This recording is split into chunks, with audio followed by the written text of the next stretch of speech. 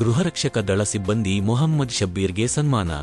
ಬೆಂಗಳೂರು ಗ್ರಾಮಾಂತರ ಜಿಲ್ಲೆಯ ನೆಲಮಂಗಲ ನಗರ ಪೊಲೀಸ್ ಠಾಣಾ ವ್ಯಾಪ್ತಿಯಲ್ಲಿ ಟ್ರಾಫಿಕ್ ನಿಯಂತ್ರಿಸಲು ಗೃಹರಕ್ಷಕ ದಳದ ಸಿಬ್ಬಂದಿ ಮೊಹಮ್ಮದ್ ಶಬ್ಬೀರ್ ಪಾಷಾರವರಿಗೆ ನೇಮಕ ಮಾಡಿದ್ದು, ಕಳೆದ ಕೆಲ ವರ್ಷಗಳಿಂದ ಉತ್ತಮ ಕೆಲಸ ನಿರ್ವಹಿಸುತ್ತಿರುವ ಗೃಹರಕ್ಷಕ ದಳದ ಸಿಬ್ಬಂದಿ ಮೊಹಮ್ಮದ್ ಶಬ್ಬೀರ್ ಪಾಷಾರವರ ಸೇವೆಯನ್ನು ಗುರುತಿಸಿ ನೆಲಮಂಗಲ ಪೊಲೀಸ್ ಠಾಣೆಯ circle inspector Shashidhar, sub inspector Jayanti, Sharadamma ಹಾಗೂ ಪೊಲೀಸ್ ಅಧಿಕಾರಿಗಳು ಸ್ವಾತಂತ್ರ್ಯ ದಿನಾಚರಣೆ ಅಂಗವಾಗಿ ಅವರಿಗೆ ಶಾಲು ಹಾಕಿ ಆತ್ಮೀಯವಾಗಿ ಸನ್ಮಾನಿಸಿ ಗೌರವಿಸಿದರು.